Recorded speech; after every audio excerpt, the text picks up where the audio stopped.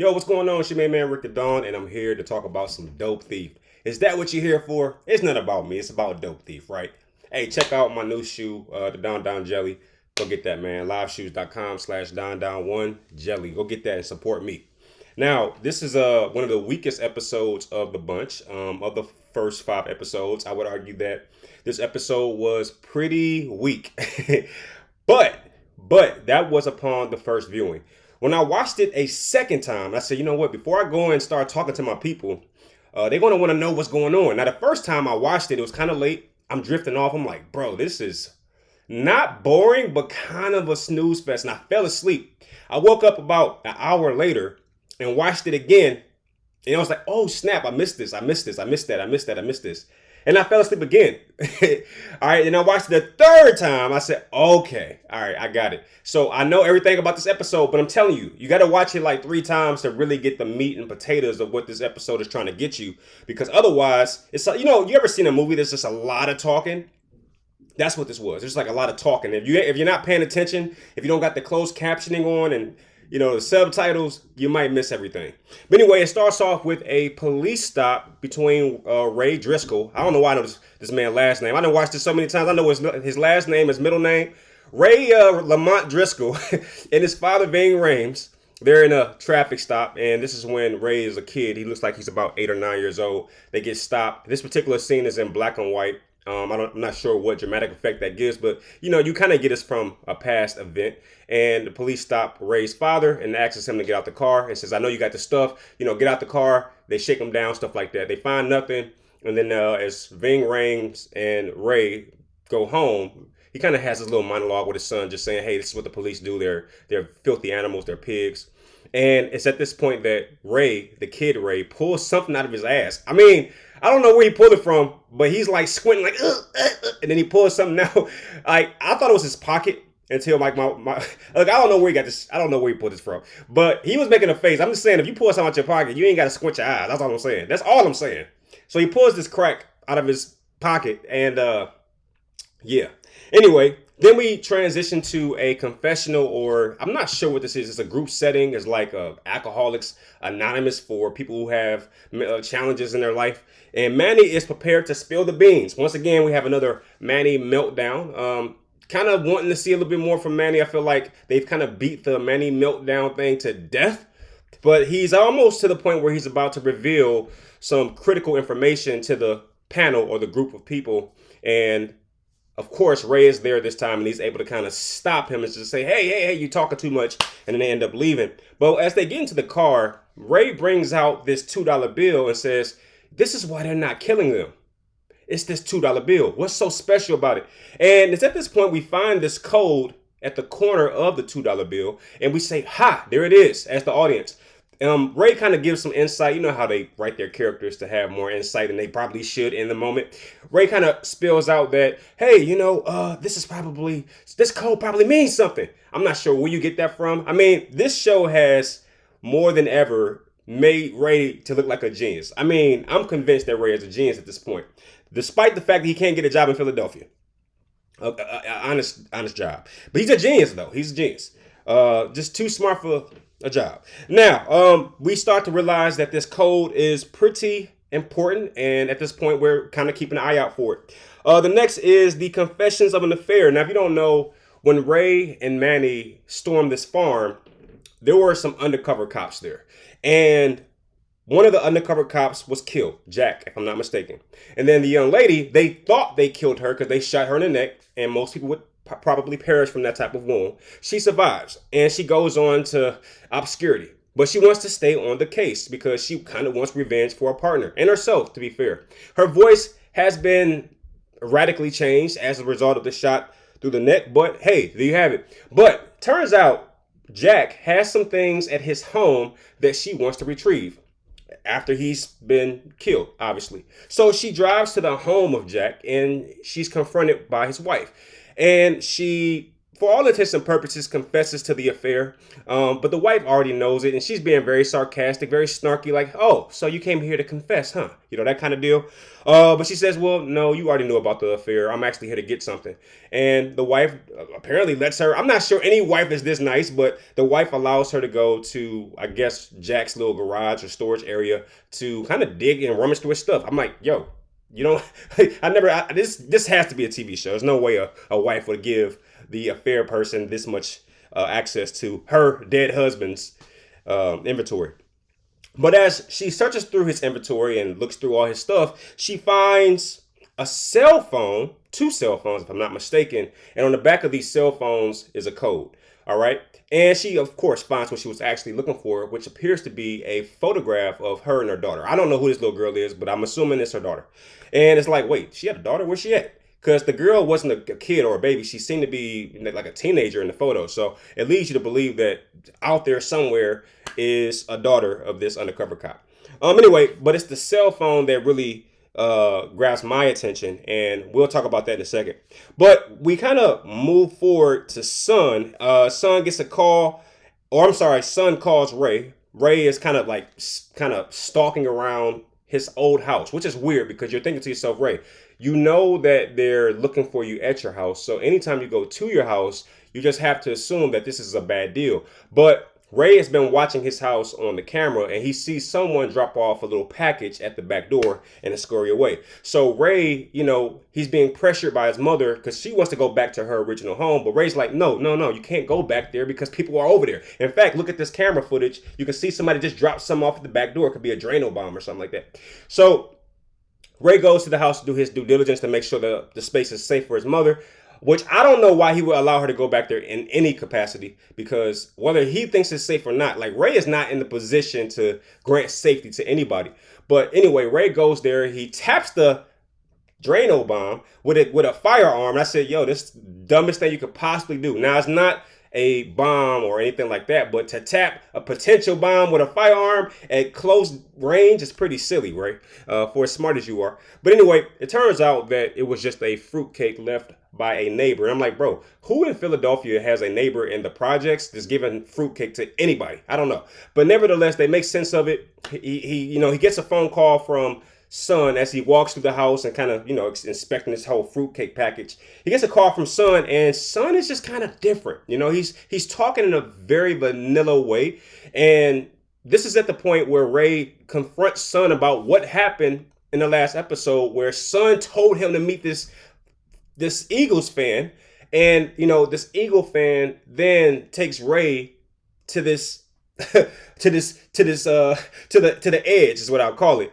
But no, you remember when Ray brought the Eagles fan to the Hideout, and the Eagles fan kind of starts to take things into his own hands and basically gets everybody killed besides Ray and Manny. But no, this is the opportunity for Ray to address that with Son, and he kind of brings it up. But Son says, hey, I got some new guys that are interested because, when you guys took those packages and things of that nature and you took that money, yeah, that's upsetting the entire drug economy. And everybody wants to know where the money is at this particular point. So while my friends up north, this is what Son is telling Ray, my friends up north, Vikings, if you will, they have already been disseminated. We have some friends down south who wants to get involved as well. And Ray's like, okay, well, what are these guys? Are they clowns? What characteristic do these guys have? And he's like, are they mimes? And then Son says one of the coolest lines. He's like, well, they don't talk as much. Essentially, kind of admitting that the initial guys that he set Ray up with were just too talkative. And these new guys apparently are like ninja mimes, you know what I mean? So I can't wait to see who these people are. But this is the most coolest part of this episode, in my opinion, because as Ray is talking to Son, he's starting to pick up on something, and I'm not sure how he does. Son is in the midst, because they show you this, he's in the midst of DEA agents, and they're all tracking the conversation between Son and Ray. They're tracking the conversation right next to Son. They're looking at Son and kind of giving him little prompts like, hey, one of the agents draws a money sign, right? And he slides it to Son like, hey, talk about the money. But Son, he goes into this story that is completely random, okay? And Ray is starting to ask questions like, wait, why are we talking about this? And son, why are you telling me a story in the middle of this conversation? Then, because Ray is a genius, he picks up a pen and pad and starts to realize that son is giving him a secret code. All right. I'm not sure how this code came about. I don't know if they talked about the code before. I don't know if they have a school for criminals that teach you this code, but apparently Ray knows it. And Ray starts to listen to every number that son says because he's telling a story that has numbers in it. So son is like, hey, so, there was a little boy. He was 2 years old. And when he was 2 years old, he lost 4 nickels. 4 nickels. And when he found those 4 nickels, he traded in those 4 nickels for 2 dimes, too. And then he went home to his address, which was 1, 2. You know what I'm saying? So Ray is taking the numbers and he's looking at what alphabet corresponds to that number, and he's able to spell out a message. And it turns out that the DEA agents never learned about this criminal tactic. But Ray knows it because Ray's a genius, of course. And Ray deciphers this message and he realizes that the message says, don't talk. Ray is the most fortunate criminal on planet Earth because he almost got set up by the DEA when he was going to meet with his lawyer, Michelle. Then at the drop of a dime, Michelle's able to kind of cue him in that particular space is hot and he's able to get away. And now, again, by the DEA, they can't catch this guy because, of course, son gives him one of the greatest tip-offs ever, all right, in form of a Morse code of some sort. But nevertheless, Ray is able to figure it out, and he's like, hey, man, so thank you for the call, but I got to go. He keeps it short because he realized that the DEA basically have son in their midst, okay? I'm not sure how that happens, but it happens, all right? Good luck with that. But anyway, going back to the undercover cop who discovers this cell phone in Jack's inventory or what have you, she calls, or she sees that it's 2 phones, and she realizes that Jack had way more going on than she even realized. So she picks the phone up, and for some reason, this phone is still charged after all this time after Jack's death. I'm not sure if she charged the phone, but I'm really looking at this in minute detail, and maybe I need to pull back a little bit. So she gets this cell phone, Jack's cell phone, and she texts hello. And then she's surprised by someone who responds and is like, hey, is this Jack speaking from the grave? And she has this conversation like blah, blah, blah, blah, blah. So anyway, a few exchanges happen and he asks her for the code. Now, we're starting to get this thing happening where it's a lot of conversations about code. There's a code on these $2 bills, which we start to think that as the viewer, there's some kind of big package out there with a lot of money in it. And in order to unlock that locker or unlock that lock or whatever, you got to put in these sequences or these codes off the $2 bills. But in this instance, it's like, hey, you have to present a code to even have a conversation. So we're just hearing about codes a lot, and it's hard to tell whether or not they're connected in terms of all these codes. But nevertheless, the guy doesn't speak to the undercover agent until she types in the code, which is on the back of the cell phone. And that does lead up to a bar meeting where the undercover cop comes in, and there's a dark-haired guy who follows her, and we're like, okay, is she in trouble? But no, he just sits down across from her and say, hey, you spoke to my boss earlier. He was talking or referencing, hold up. He was referencing the guy who was texting with the undercover cop. So she's like, hey, are you the guy I was texting? He's like, no, that was my boss. But I'm here as a representative because my boss doesn't like to be in public and stuff like that. So basically, he sent this little homie to take care of the business. So she's talking with him, and he starts to divulge to the undercover cop, and I don't know her name at the moment, but he pretty much tells her like, hey, Jack was in some deep S, and you only know about 5% of it. You only know the tip of the iceberg. And she's like, you gotta be kidding me. Jack loved me. And he's like, Jack loved you so much. He told us everything that was happening between you two. He told me that you were very impatient and that you like to come before him, like as far as sexual intimacy. And she starts to realize, like, wait a minute, Jack told you that? She doesn't say that, but her face says it. And good acting, by the way. And she's like, no, you're pulling my leg. There's no way that Jack and you had some undercover deal. He's like, sweetie, you don't know the half of it. So apparently, and what the show is trying to show us or tell us is that her undercover partner, Jack, had dealings that were way beyond her knowledge. And that he worked for the Hells Angels in some capacity. And when he died, that created ripple effects throughout the city that obviously this undercover cop, this female cop, is just not really prepared for. That's what he's trying to insinuate, and that's what the show is trying to tell us. Like, hey, Jack was in some stuff, and this undercover cop is at the bottom of it. You know, it's a pyramid, and she's so far from the top, and that is pretty much what happens in this meeting. But anyway, we cut to this part where now Ray is outside of a courtroom, and we're like, what is Ray doing? Well, he's just kind of outside in public when everybody's trying to kill this guy. And we see the lawyer Michelle come down the steps, and we realize, oh, he's waiting for Michelle. That's a good place to be. And we kind of find out that they hook up and they kind of share personal stories. And it's at this point that they kind of have intimacy, and, you know, and Ray's kind of like calling her out like, hey, you're only even bothering with me. And I'm assuming he's saying that because she's very good looking. He perceives himself to be bad looking. And he's like, you're only with me because you want to be the good girl that's with the bad boy or whatever. And it's at this point that she divulges some information about why she's actually with him and her career and stuff like that I won't get into. All right. Anyway, this is one of my favorite parts of this episode. Everything that Sun was in was my favorite part of this episode, just for the record. But they pan over to Sun, and he's outside playing with his kids. And every time I see Sun and his kids, I get nervous because I'm like, oh my goodness, are they going to do this? They already killed this man. Dog and pony, come on now. Are they gonna kill the kids? You ain't gonna do that, is you? I mean, and you know, so they pan over to Sun, and Sun is just like looking at. He has like this, what do you call it? Like this ninja sensei sensor. He got like a spider sense. Like Sun always has the same look on his face. He never breaks emotion, and he always senses something that's not immediately like for everybody. Like we don't get it. Like he had a sixth sense. Okay, so anyway, his kid falls and hurts herself, and he says, hey, go in the house. So he sends the kids in the house. I don't even think he says it. Like, Sun is such a interesting character. He doesn't say, he just does like a gesture. The kids already know exactly what Sun wants them to do. So they go in the house, and then we see this laser beam on Sun's chest, and we're like, oh no, is it Sun's time? Because he's been kind of behind the scenes, in front of the scenes at the same time. And we're like, somebody got the beat on him.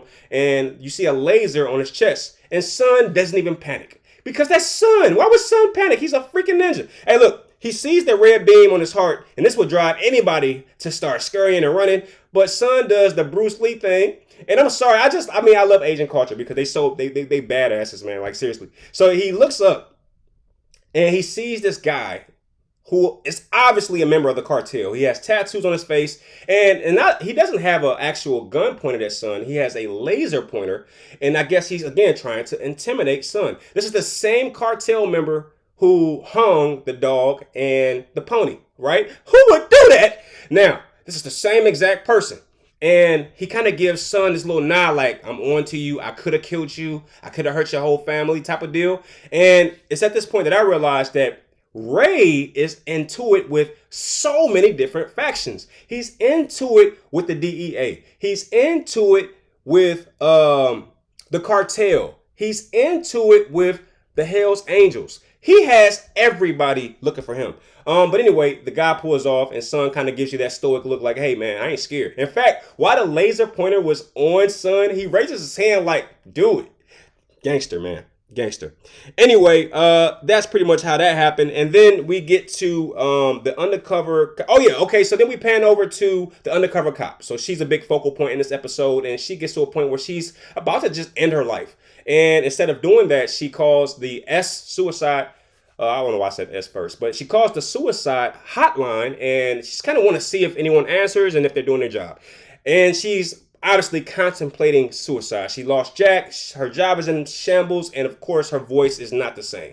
But this guy named Winslow answers as her suicide representative, and he does a great job, by the way, of kind of talking her off the edge. All right, that's all I really want to talk about with that, because the biggest, or I guess the show's biggest scene would have probably been this one here, where Ray and Manny go to a Amish farm. And I think this is mainly because Manny wants to pay us respect. He feels guilty about the people who died at the that little Amish little house when I probably talked about it 2 episodes ago in the 1 through 3 episode recap.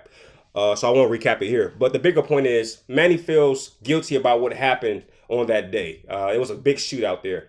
And he wants to pay respect to the Amish. And he goes there, him and Ray. And of course, these people don't play, man. They don't trust nobody. The Amish people are kind of like checking them out, and Manny gets this good idea, or this crazy idea rather, to ask them for details because they can't find the two guys they're looking for. And the two guys they're looking for were involved heavily with this whole drug situation. And it's at this point we realize that the Amish do not take kindly to Ray and Manny's presence. We realize that the Amish are aware that two of their members, which is rare in my opinion, because you don't really hear about the Amish getting involved with anybody, let alone drug smugglers. But we find out that these Amish people within this community, they understood that they had two people that were breaking the Amish law. And by breaking the Amish law, they were allowing, I'm assuming, this part was a little confusing, but I'm going to try to make it as simple as I can. These two Amish people within this community were allowing these drug dealers to smuggle drugs and money in their barns. Why? Because COVID was pretty much restricting all movement of everything. Like planes were grounded, boats weren't really moving around like they normally would. And this created a domino effect, a negative domino effect for drug smugglers. And these Amish people, which is smart by the drug smugglers, because if you're going to do anything, do it in the Amish community because they're silent. They don't talk to anybody. I mean, those are the two golden nuggets. And apparently the people within this Amish community, they knew that they were allowing this to happen.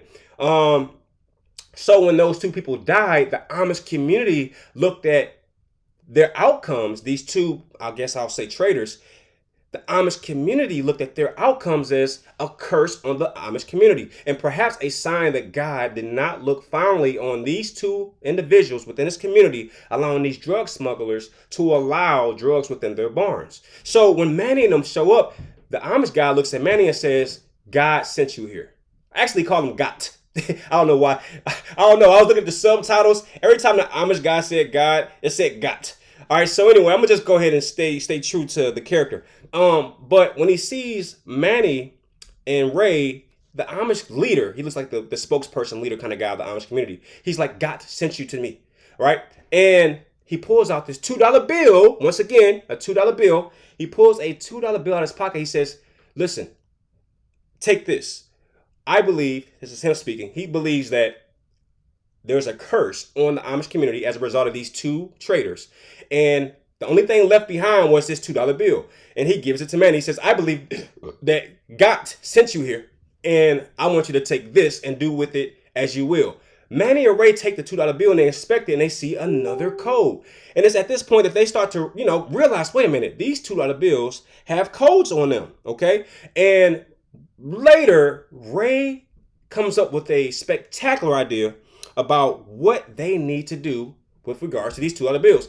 Ray kind of reconfirms that I think that these codes are probably why we're not already out of there, because they need these codes and they think that we have them. And if they dispose of Ray and Manny, they won't be able to find them. So Ray comes up with a clever idea because at this point he has $2 bills with two separate codes on it. So Ray gives one of the $2 bills to Manny and he keeps one for himself to basically buy them a lifeline should they need it. Because if they get Ray, they're going to say, hey, where is the other code? He's like, hey, I know who got Manny got it. That's how Ray be talking. Manny got it. You want that code? Then you got to let me live. You know how movies are. So that's what Ray does. He gives Manny one code, which I think is irresponsible because at this point, Manny has shown himself to be everything but responsible.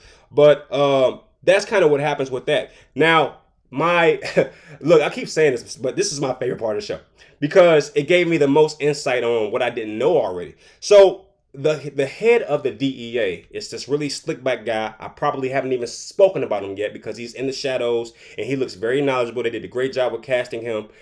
He goes into the female undercover cops trailer where she has all these collages of, okay, this guy's connected to Ray. Ray did this. So she has this smorgasbord of all this crime and layout. And you can tell she's going through it. It's a trailer park home and it's junky. And the only thing that's remotely neatly laid out is this collage of who killed, what. So anyway, the DEA comes in there. He has this very internal and, dare I say, intimate conversation with her. Like, hey, I called you and you're not answering the phone. And plus your voicemail is full. And she's like, well, if it's full, then leave me alone. Basically, she doesn't want any parts to do with this guy. And he's like, look, we have to take you off this case. You are undercover, but at the same time, you've been damaged. You've been injured. And it's not good for an undercover cop to investigate their own situation or their own problem. And we don't want you taking revenge or taking matters into your own hands. So we're pulling you off the case. And it's at this point where she kind of pushes back on that idea. She doesn't like that idea, etc., etc. But the biggest nugget that I took from this conversation between those two is that the DEA agent, the leader of it, he appears to know exactly how to catch Ray. So all this time you're thinking to yourself, yo, why is Ray and Manny still able to move so freely and not getting caught and killed? Why is this happening? Why does it seem like they're just, constantly able to avoid danger? And it's at this point that we all start to realize they can easily get Ray. Ray is not easy to get. As far as the cartel, as far as the Hell's Angels and these bikers and all these, they're not getting Ray because apparently this $2 bill with these codes on them is exactly why they want to keep them alive. But it still doesn't make sense because in order to get the $2 bill with the codes on it, you got to get Ray. But whatever, TV, what do you call it? TV magic. Let it live here. As far as the DEA agents, the reason they're not arresting Ray, despite that Ray has already been in a freaking prison to visit his father, and I think it was episode 3. But the reason the DEA or the police are not arresting Ray is because they're using Ray and Manny as bait because they want to catch the guys that's looking for Ray. And they feel like if they can get the guys who are looking for Ray, they can take down this entire operation. Aha. So that is why Ray has not been arrested yet, because essentially Ray is the golden nugget. He's the bait that will attract the Hell's Angels, the cartel, and everybody in between. All right. So that is essentially what the DEA is doing. They're using Ray as a bartering chip. If they go get Ray, we'll get everybody at the same time, and we'll find out all the intricacies of this whole drug operation. Smart. Bad news for Ray, though. So anyway, Ray goes by his home because, as you know, his mother is extremely adamant about visiting her home or being in her home because she's tired of being in a hotel for 3 weeks, as she states in the episode. And Ray obviously can't fight with this woman because she's a spark plug and she's not taking no for an answer. Trust me, I can tell. I know, right? She's one of those white women that dates black men, and she just, yeah. Did I say it already? Did I explain it already? What's going on? What kind of woman this is? All right, so she's definitely a tough one, a tough cookie, in other words. So she's not going for it, and she goes home. But obviously, by being in the house, she is a easy, dare I say, like an easy target for the cartel and the Hells Angels and everybody in between. But this causes Ray to have to kind of go home more often and kind of, make sure she's okay. And as she's watching her from the outside, I'm like, wait a minute. I got questions about this part. Like, hey, if Ray can see her from the outside of the house, why wouldn't these Hells Angels or the cartel just take her out? Like, she's right there standing under a flashlight in the daytime. All right.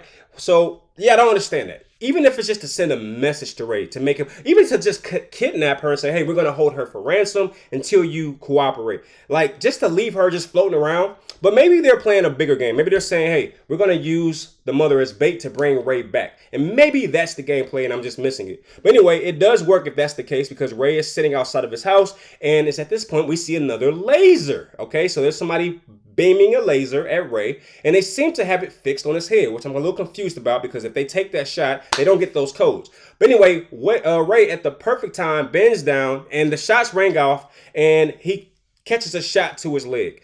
And I'm like, perfect. He didn't even get a shot. He didn't even get shot in his leg. It's like a graze. And he's like, oh, I got graze. He's like really milking that shot.